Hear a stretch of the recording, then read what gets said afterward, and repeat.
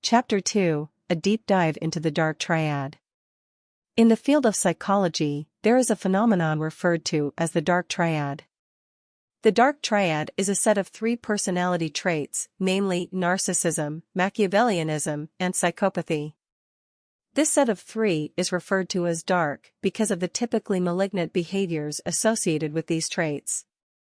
The stark contrast of the dark triad is the light triad, which in itself is a topic and discussion for another book. While the three traits represented on the dark triad are distinct on their own studies, it is shown that in reality, they often overlap. What this means is that a person who scores highly on the dark triad test will likely have all of these traits present, with blurred boundaries. For instance, it might be difficult to tell where narcissism stops and psychopathy starts. Discussions about the concept of the dark triad were initially started in 1998 by three psychology experts, names to be included, who argued that narcissism, Machiavellianism, and psychopathy occurred in an overlapping manner in normal samples. Later on, in 2002, two psychologists by the names of Paulhus and Williams would coin a name for this concept, the dark triad. In trying to understand the personalities of the dark triad, discussions and debates have often ensued regarding the role played by nature and nature. To put it simply, behavioral scientists, psychologists, and researchers have been keen to understand whether dark triad persons are born or bred. Are we born evil and manipulative, or do we become so as a result of the things we are exposed to as we grow up? According to numerous researches conducted, it has been noted that the dark triad has a significant genetic component to it. That is, some people are born with a predisposition to the dark triad traits. However, narcissism and psychopathy rank higher than Machiavellianism as far as heritability is concerned. That is, a psychopath parent is more likely to transfer the trait to their offspring when compared to a parent who ranks highly on the Machiavellianism scale. In news that may not be very pleasant to anyone who is employed, the dark triadic traits have been shown to be well represented in upper-level management. During the unpacking of the components of the dark triad in the sections below, it will become apparent why this representation may be so. After all, very few CEOs, if any, got to where they are by playing nice. Unpacking the dark triad, narcissism. In Greek mythology, a story is told of a young man called Narcissus. Narcissus was a hunter who was well known for his striking good looks. Despite the adoration he received from his admirers, Narcissus did not have the time of day for them and even pushed some to take their own lives in order to prove their love. While there are different versions of Narcissus' story, all of them point to him being incredibly self-absorbed, which ultimately ended in him dying a death that was a punishment for his selfish way. Thanks to this young man's story, the term narcissism was first coined by Sigmund Freud. Freud, in his famous 1914 essay aptly titled On Narcissism. In the simplest terms, narcissism is the excessive and obsessive self-admiration that a person has towards themselves and their physical appearance. A narcissist is often easy to spot because their actions and beliefs easily give them away. Wondering whether you have a narcissist in your life? Here's what to look out for. Narcissists like to feel superior and are often entitled.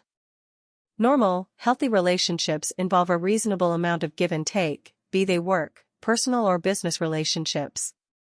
Narcissists do not subscribe to this logic. They like to do all the taking while someone else does all the giving. They feel that they are owed the things that they demand, even when this is not the case. Narcissists are unrelenting in their pursuit to be always right and always at the center of attention. At the workplace, a narcissist will never take responsibility for anything that goes wrong in a team. Whenever an issue arises, the narcissist will deflect blame from themselves and place it on another party. After all, they believe themselves to be superior and incapable of wrongdoing. If you are dating a narcissist, they will try and make it all about themselves. You must eat where they want, do the things they want, and place your life on hold to make them happy. They will have no problem doing all these things that normal people would frown upon because in their minds they are actually doing you a favor by dating you. If you come across these signs of extreme self-centeredness in an individual, you are likely to be dealing with a narcissist. Narcissists are often type A perfectionists. For many people, flaws and imperfections are a normal part of life.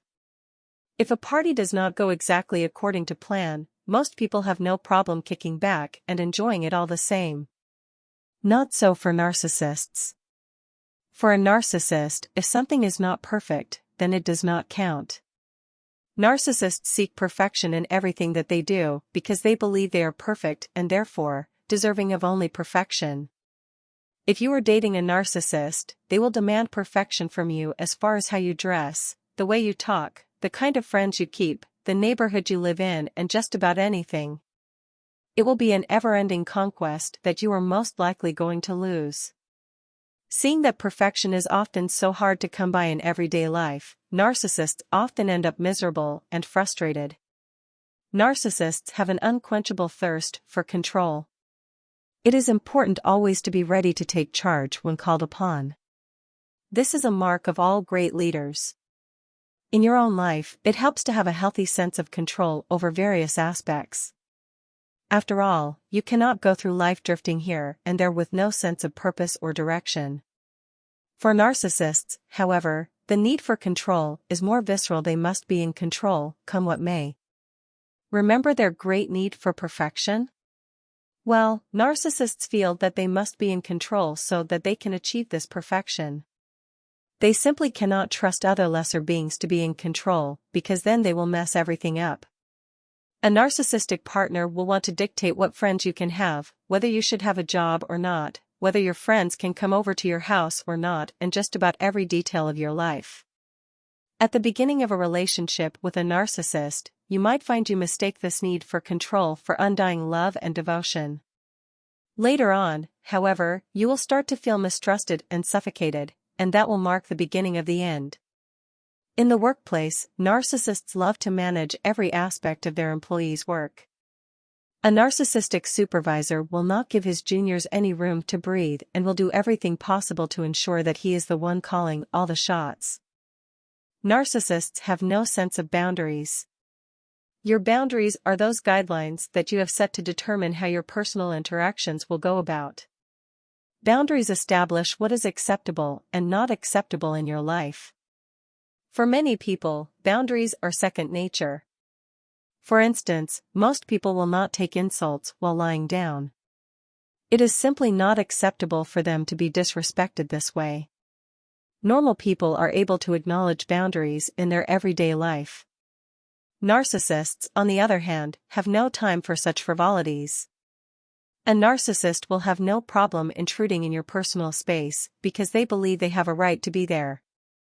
They get a high from flouting social norms and rules because they believe these rules do not apply to them and nobody can do anything about it since they are superior to everyone else anyway. How do narcissists control others? Now that you know how a narcissist looks like, you are probably wondering what the narcissist in your life is doing to control you. The traits of a narcissist discussed in the previous section seem pretty easy to notice. After all, how hard can it be to notice when someone is trying to control you? The answer is that it can be very hard, especially when this person disguises their actions as simply looking out for you. Most narcissists are usually very smart and are able to blend in your everyday life without calling attention to themselves. They may also be very talented and creative, and this will usually be the charm that draws you to them. When you are out there looking for a monster in the form of a narcissist, you might not be looking for that talented and super creative friend who always has a solution for everything. And yet, she might be the one narcissist in your life who is only concerned about winning regardless of who gets hurt along the way. Besides making use of their aforementioned traits to the best of their abilities, narcissists are also very keen liars. In a bid to be the star of every show, narcissists easily master the skill of deceit in its various forms. Deception is the narcissist's way of throwing you off reality so that they remain in control. In any case, they also live in an altered reality where they are perfect, and everyone else is their inferior. Deception is, therefore, also a way for them to loop you into this unending narrative where they are the main character. Unpacking the dark triad, Machiavellianism. Niccolò Machiavelli, often referred to as the father of modern political science, was an Italian of the Renaissance period who wore many hats. Machiavelli was a politician, historian, humanist, poet, author, and diplomat, among others. In 1513, Machiavelli wrote his most famous book, The Prince. In this book, Machiavelli described and endorsed the use of unscrupulous means to gain and maintain political power.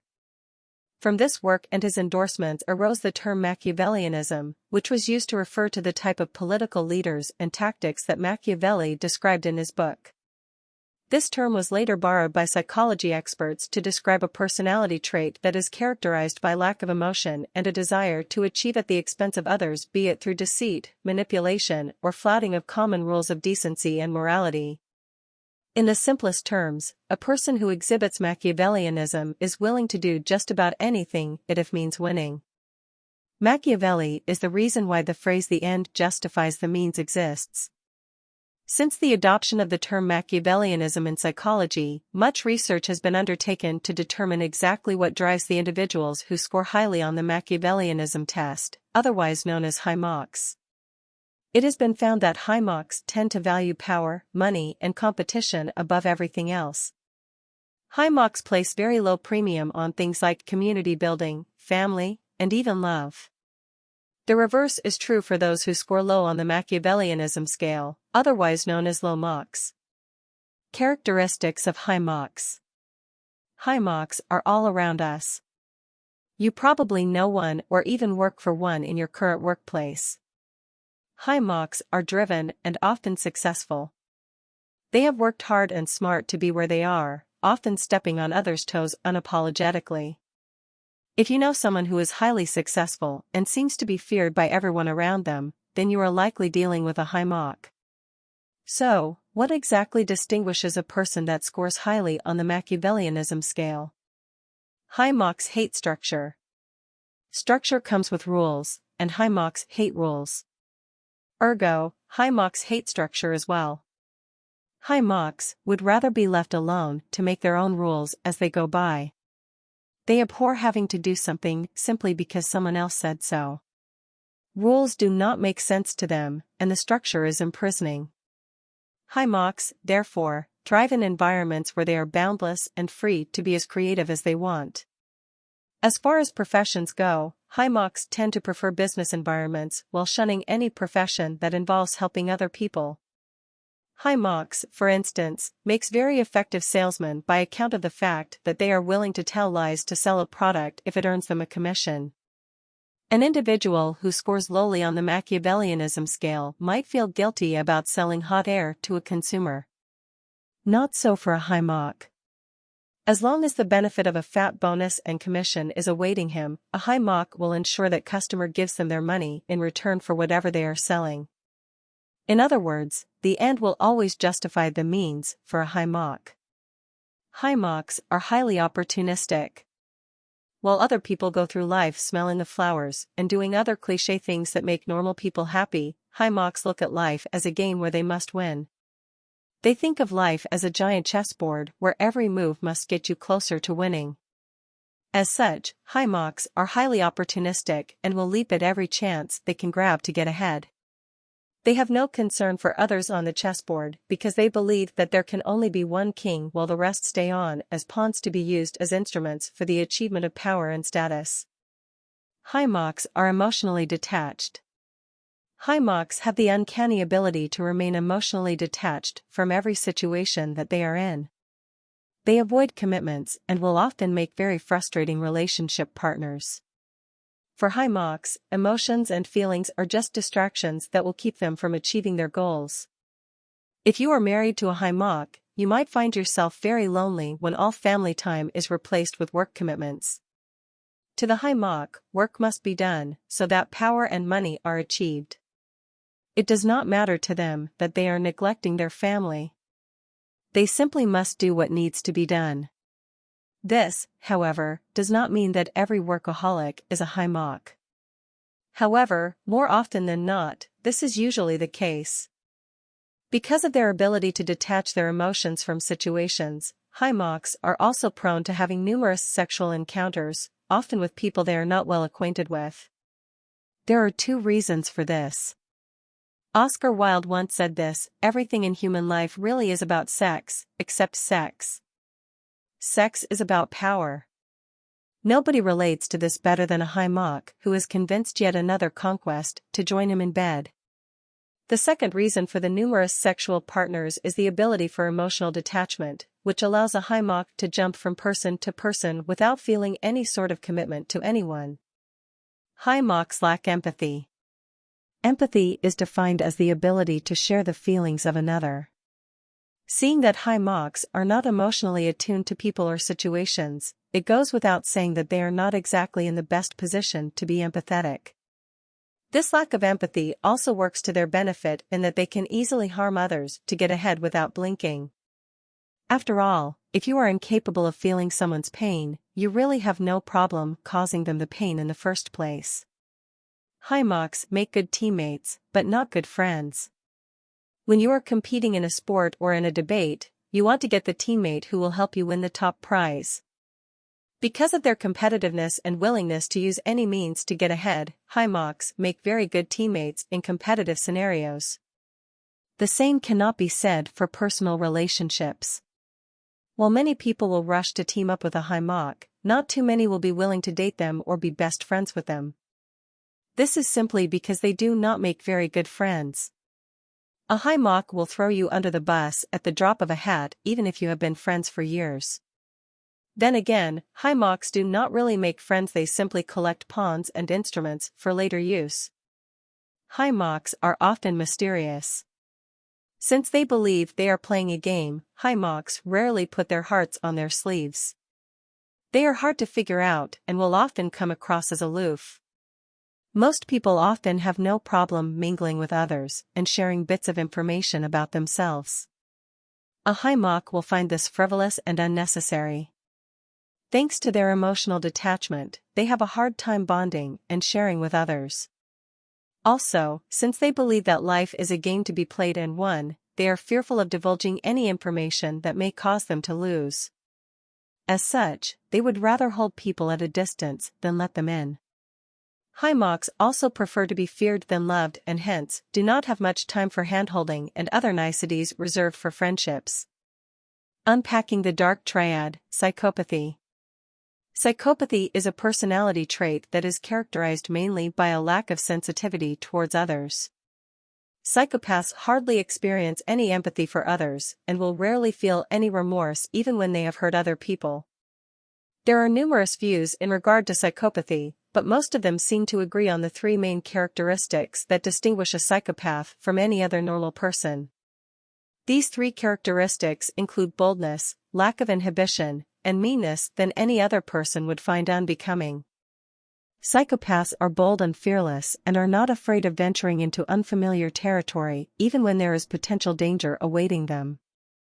While other people are typically stressed by such situations, psychopaths will go about these circumstances as if they are carrying out their everyday tasks. Psychopaths will often have high self-confidence and social assertiveness that enable them to go interact with people without any of the shyness or anxiety that others might have. Often, when a gruesome crime is committed, you might hear of the details of the crime and shudder while thinking to yourself, how could a person live with himself after doing that?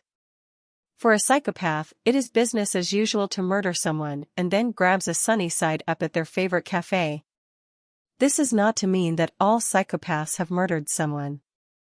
Some psychopaths have rendered their lack of remorse and sensitivity to other crimes and transgressions instead. Psychopaths exhibit poor impulse control in that they are unable to control their urges. When a normal person gets an urge of whatever kind, they are often able to put it under control and talk themselves out of that state.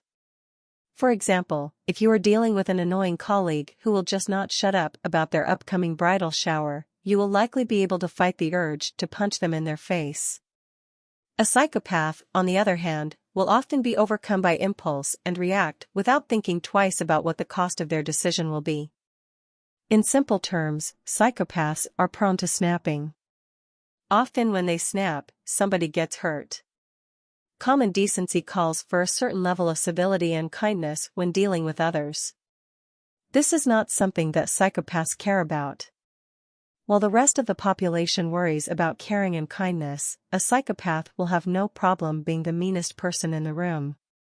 They might be subtle or direct about it depending on the circumstances at hand. Besides these three main areas of commonality in their personalities, psychopaths also tend to have other distinguishing characteristics. They are risk takers. This is related to their boldness and lack of fear. While everyone else fears about their safety, psychopaths do not spend 2 seconds worrying about safety theirs or anybody else's. This trait is an advantage if it is used for good purposes. On the flip side, taking huge risks can be costly, especially if the burden of the risk is borne by somebody else. It is no surprise, therefore, that psychopaths who have been nurtured in stable environments go on to become successful businessmen and politicians. After all, they are genetically predisposed to take all the big risks that will get them ahead in business and politics. They are extremely charming. A psychopath will put on their best suit, wear their best smile on their face and tell you everything that you need to hear, and you'll never be able to guess that you heard it from a psychopath. Even though psychopaths are not able to feel or experience things the same way as everyone else, they are intelligent enough to know that people expect certain things to go a particular way. So, while your date may not really be falling in love with you after one dinner, they know that they are supposed to act as if they are. Psychopaths are great students of life in that they are able to mimic normal behavior, thus allowing themselves to go undetected for the longest time. Do not fall for the charm of a psychopath. It is fickle and comes at a high price. They often lack long-term goals. There is nothing thrilling about long-term goals, at least as far as the psychopath is concerned. Psychopaths live for the adrenaline rush of the moment and not the 10-year wait for a goal to materialize. The perennial bad boy who refuses to grow up and will not commit to a meaningful relationship could very well be a psychopath who simply cannot overcome his inherited genes. The Dark Triad Test. The Dark Triad Test is a measure of how one scores as far as the 3 personality traits of narcissism, Machiavellianism, and psychopathy. The test is often used in various settings and particularly in courts of law and by the police. Corporations also use the Dark Triad test to gauge their employees. The main reason why the Dark Triad test is applied is to determine an individual's personality traits and possibly predict their behavior for purposes of preventing unsavory habits. It has been noted that people who score highly on the Dark Triad test are more likely to cause trouble and social distress, be it in the workplace or even in their places of residence. At the same time, these individuals are also likely to have an easy time attaining leadership positions and gaining sexual partners. The Dark Triad test requires you to answer a set of questions on various topics, including how you feel about yourself and others, whether you keep track of information that you could use to hurt others, and your general perspectives about life, death, and social interactions, among others. When self-administered, the Dark Triad test can be a fun way to gauge how you score on the Dark Triad test. When administered by courts of law and the police, the Dark Triad test may not be very accurate, as the respondent may intentionally alter their answers so that they can look better than they actually are. This is a key limitation of the Dark Triad test. If you are interested in taking the Dark Triad test, there are several sites online where you can complete a test in a matter of minutes. Be careful about taking the results of the test too personally. Sometimes the answers you give are based on the kind of day that you are having and not on the kind of person that you are. In any case, if you consider yourself a decent human being who always treats others with respect and has never and would never harm others, then you should not worry too much about what a test says about you. On the other hand, if you always seem to run into conflicts and arguments and have to constantly talk yourself out of harming others, then a high score on the Dark Triad test might be the explanation you have been waiting for all along. Dealing with Dark Triad personalities. They may not have taken the test and brought you the results, but you probably know a few Dark Triad personalities in your life. These are easy to spot. They are